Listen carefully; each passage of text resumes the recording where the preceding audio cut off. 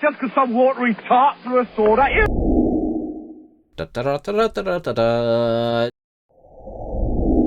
Well, by the time this video comes out, Thanksgiving will be nigh upon us, John, if not nigh behind us. Yeah, it might be nigh behind us. In fact, we should right now act bloated and tired. Can't believe how much I ate. That's not true. I think I'm probably gonna eat Chinese food for Thanksgiving this year. That's what my wife and I are talking about trying to look into. I'm super excited. As I'm somewhat estranged from my family, and the other side doesn't do anything, it could be a Cracker Barrel Thanksgiving for me. So who knows? You know, turkey is one of my least favorite. Giant chunk of turkey is one of my least favorite, like, giant chunk of meats to eat. So that's never been that appealing. I do like the accoutrement, though. Huge fan of stuffing. Love me some mashed potatoes, green bean casserole. I adore. And then, of course, you put all that on your plate, and you put the roll next to it, and then you just ladle the gravy in a swath across all of it. Is that not how you? That's not how you do it. I'm just hearing you describe food like it's the love of your life. Well, I mean, I do love me some food. You had me at mashed potatoes. I'll say that. I'm gonna make mashed potatoes tonight. I've decided. And I'm a naturalist. I don't want any garlic in my mashed potatoes. I don't even want gravy on my mashed potatoes. You know what I want? I want salt. A pound of butter and a pound of salt and some milk and a half pound of salt, and that's how mashed potatoes are meant to be. No, I'll probably saute up some garlic butter and put it in there. I'll season them up right. Cheese. I want in my mashed potatoes. Oh no. Anyway, so you've just been with family. You've just enjoyed the Thanksgiving holiday. Maybe if you're in the United States of America, which is apparently one of the few places this is actually celebrated. They do something similar to it in Canada, but there's a reason for that, John. It's a week earlier. It's because it's a uniquely USA holiday. I understand, but even England has a July 4th and a 5th and a 6th too, but they don't celebrate much during those days. They celebrate July 4th. That's when they finally got rid of those pesky Yankees. So Dave, you're around a lot of family, and the kids are playing kids games as they are wont to do, right? Perhaps they're playing kick the can, or ring around the rosy, or red rover, or dodgeball. If each of those children's games won an award, Dave, which one would be expected to thank the Plague of London in its acceptance speech? Ring around the rosy, ashes full of posy, or ring around the rosy, something, ashes, we all fall down. Isn't that about the Black Plague because they were burning bodies? Dave, you are correct. Actually, ring around the rosy is a rhyme describing the symptoms and death throes of plague victims. So you may have thought fatty 2x4 was mean, but nope. Man, what a time.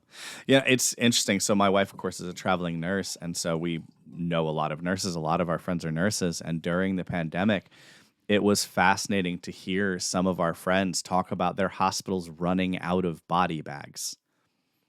And it happening multiple times. Like, not once. They weren't out once. They were out multiple times. Some of our friends work in the ICU, and they said every day, I body bag multiple people every shift. And still, that was nothing compared to the Black Plague. Oh, right. So, again, just from a percentage of the population that died during the plague. So it is understandable that something that powerful in the human psyche would end up with nursery rhymes that sort of keep it alive, that we all still know. Yep. Craziness. Well, on a lighter note, what song do we have? I don't remember anymore. Oh yeah, we have another depressing song. No, we have a story song, Dave. I love story songs. Got into some Billy Joel, and as you know, sometimes it's just best to strike when the iron's hot. And you really enjoyed that last scenes from an Italian restaurant. I did. And some folks in the chat, in the discussion afterward, were talking about how that they didn't agree with me that was a drug reference at the end. Hey, look, you know what? I don't have any evidence of this. I understand that. But I'm telling you, when you go from red and white to a bottle of reds, bottle of whites, I'm sorry. That's a drug reference. I'm going to stand on that. Okay? Prove me wrong. I want to hear Billy Joel say, oh, that wasn't a drug reference. That was me slurring as though I had had too much red wine or white wine. I think that was my theory. That was your theory. But I think it was a drug reference and maybe a sly one. And maybe it really didn't even fit in with the theme of the song. Maybe it's just what Billy Joel was into at the time. Who knows? Anyway, this, my friend, will be much more clear. So this is a drug reference? This song's a drug reference? I don't want to release too much. All right, here we go. Captain Jack Sparrow? No. Although they do have something in common.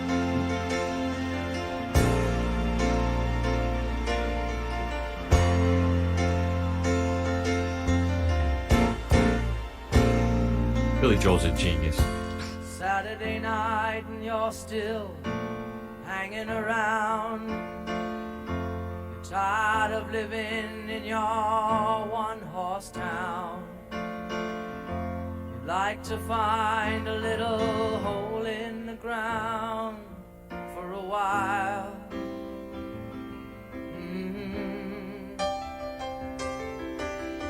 So you go to the village in your tie-dye jeans, and you stare at the junkies and the closet queens.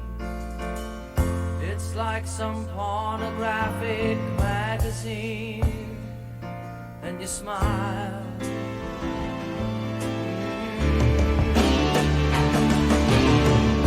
The Captain Jack will get you high tonight.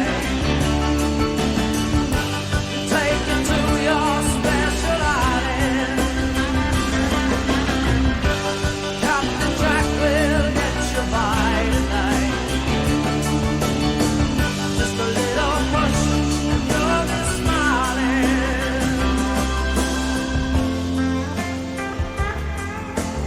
Oh, yeah.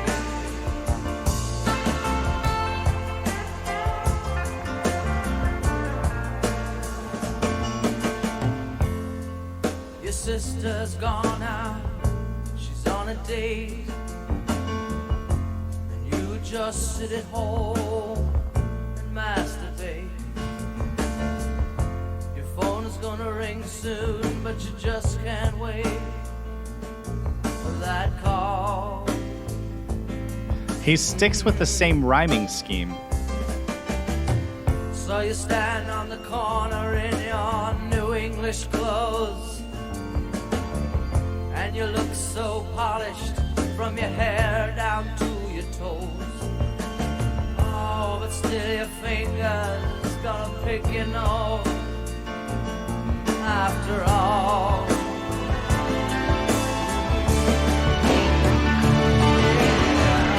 The Captain Jack will get you high tonight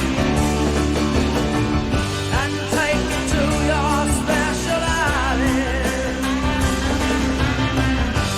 Captain Jack will get you by tonight.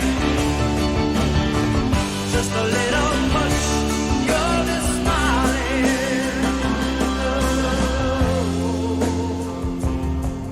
Oh, yeah. All right. Hmm. I really love his standardized rhyming scheme, and the lyrics sort of made it look weird on that last one, but it stuck with the same stylings. And it's like A, and then tag of 2 words. And for some reason, it works beautifully. And I don't think I've ever heard a song use this exact scheme for its stanzas, I guess you'd call these. And I really, really like it. It's well written. Piano music obviously is fantastic from Billy Joel. The song itself is fun to listen to. The story makes me sad.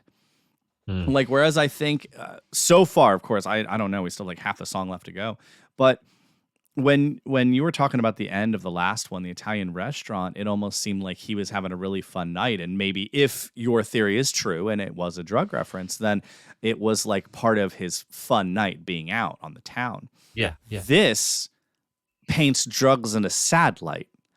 Like, notice he just described the person using drugs here, and they're not happy out for fun. It's not a part of a joyous night with their friends. Like, everything he described is sad and lonely. And it's almost like every line he chose purposely to make it worse. It's Saturday night, a night you should be going out and having fun, a night you should have plans, and instead you're sitting at home alone, jerking it on the couch. And so I think clearly it is about drugs, but I don't think it's positive about drugs. Or at least right now. I don't know. Maybe there's 4 minutes left of nothing but drug love coming in this song.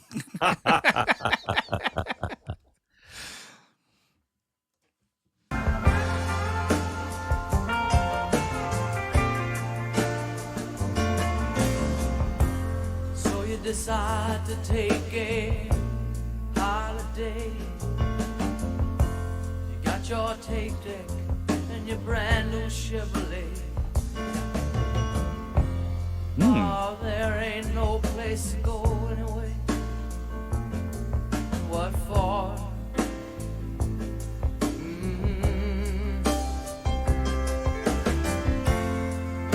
So you've got everything, but nothing's cool. They just found your father in the swimming pool. And you guess you won't be going back to school anymore.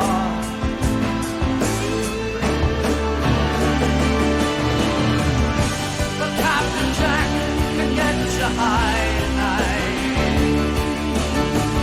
and take you to your special island.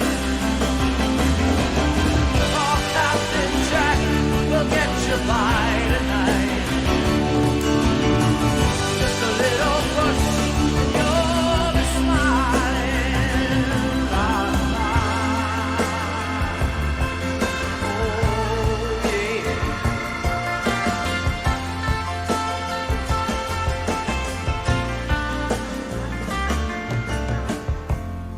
So you play your albums and you smoke your pot. Hey, it's you, John. And you What? meet your girlfriend in the parking lot. Oh, but still you're aching with the things you haven't got. What went wrong?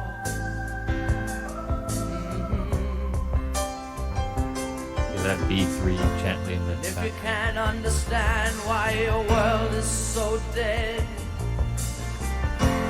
why you've gotta keep in style and feed your head.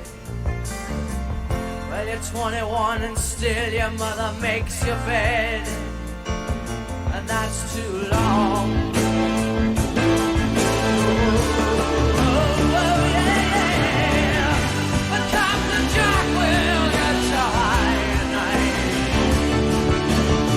and take you to your special island. Well, now Captain Jack will get you by tonight. Just a little push and you'll be smiling.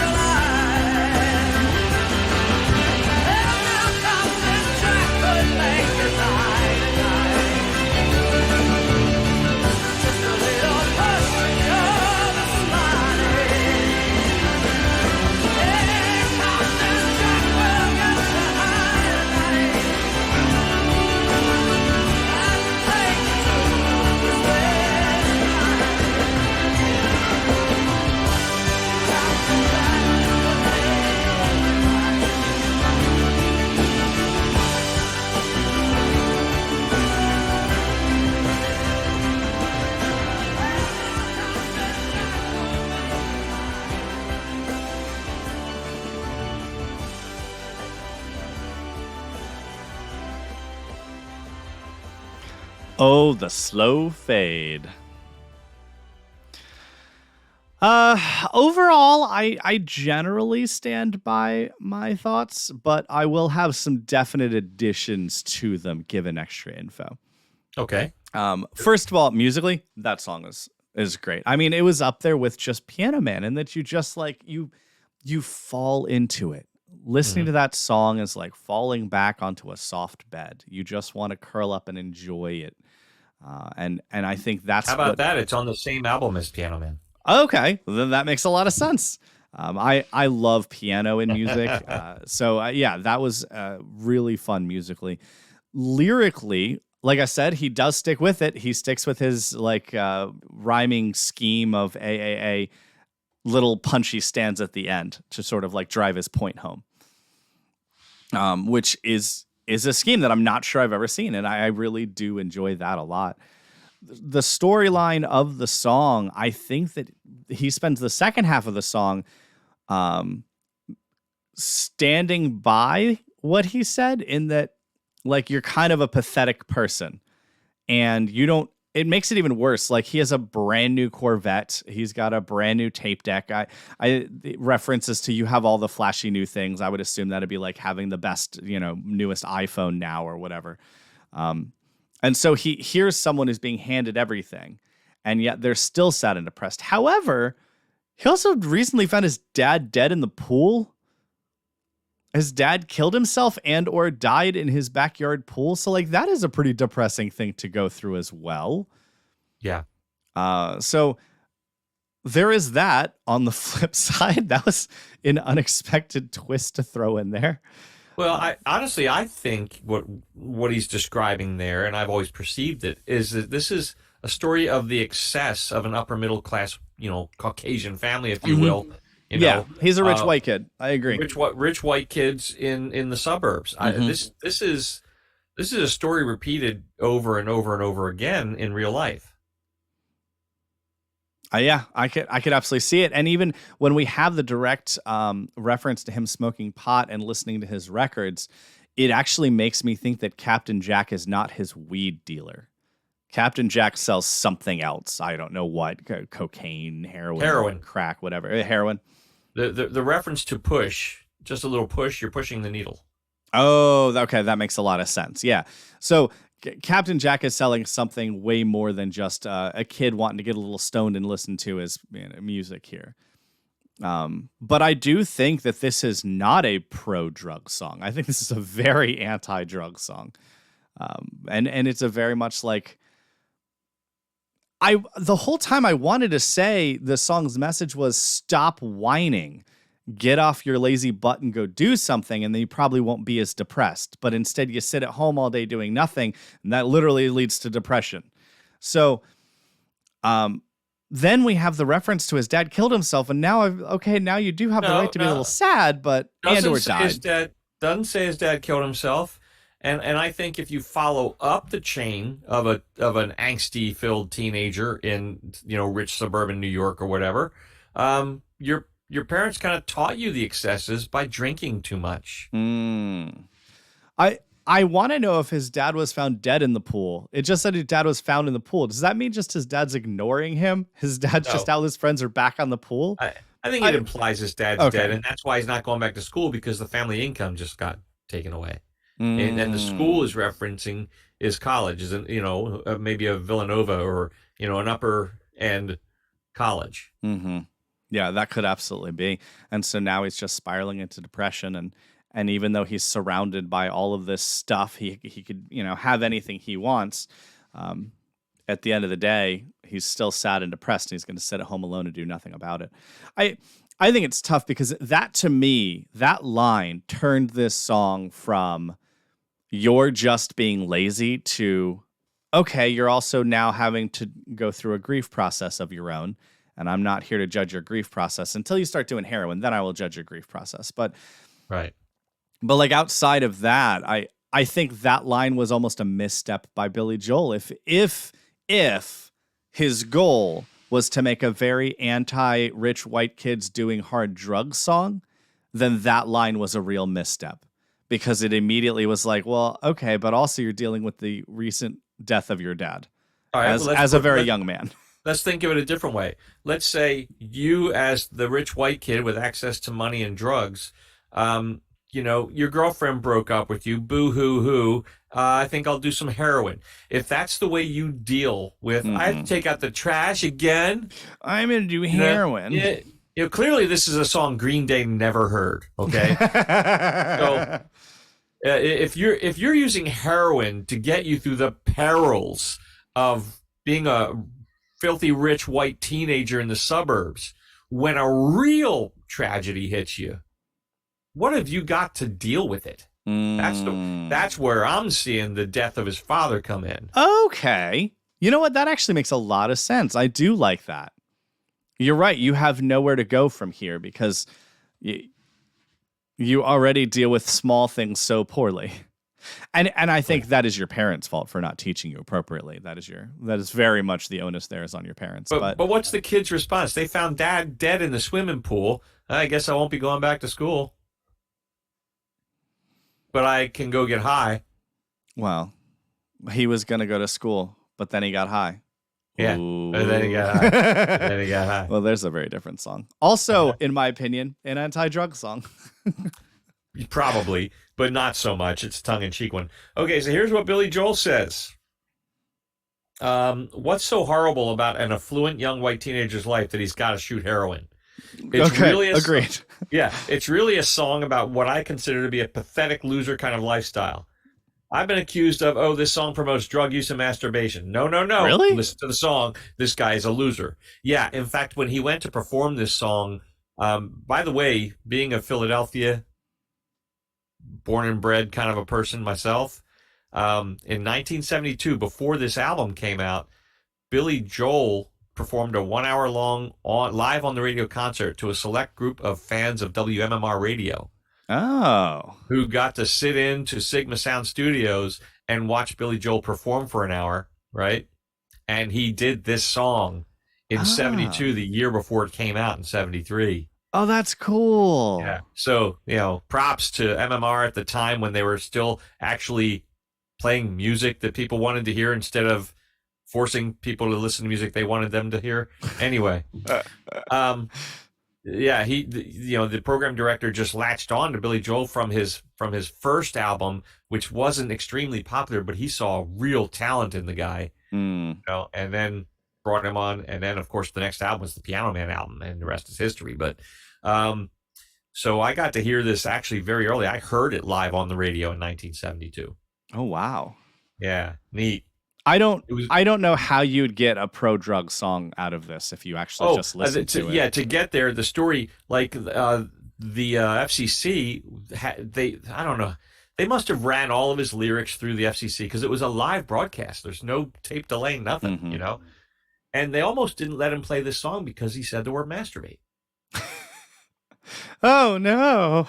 Yeah, and Billy Joel had to explain to whoever was there, the censors, whoever was there, had to explain to him clearly it's important because this is a song that speaks to what's happening out in this world right now. It's an anti-drug song. You just got to understand that this is a key and important part of the song because it'll ring true to too many people. I think it was an excellent song. I don't know if it's a song I would want to, sit around and listen to for funsies on a fun, bright driving day, but either way, I think that it's hard because this is also not quite a rainy day playlister either. Nope, I think you need a new playlister, and the first song on it would have been Excitable Boy, and this will be the second one. These songs about society that aren't very happy. Yeah, I could see that. Yeah, songs that make you think, they're good, but I don't want to listen to them all the time. Yeah, Billy Joel, he laments, here's another quote, that he has so many friends shoveled under the Long Island dirt. The miracle of modern chemistry killed them if Vietnam didn't. That is a poignant turn of phrase. Well, on that happy note, thanks for the suggestions. Yeah, we can give special thanks. Did you cut it or are we rolling? No. Let's hear. Special thanks to, it was recommended by a few folks, myself, of course. The moment I saw how much you enjoyed the story song of Billy Joel, I thought, yep, we got to get more of that. Let's see here. Michael Ripley is one of the volunteers to step up and say you need to hear Billy Joel. Rock Guy is another one. One of the earliest ones was Rock Guy. And this one actually has many other votes, but uh, before I was taking names and me vote in there. But thanks to those folks, listen, we really do take your suggestions. Now, granted, I am the overlord of the music, but we really do take your suggestions. So be sure and leave specific song requests, but not 20 at a time, 2 or 3. So many rules.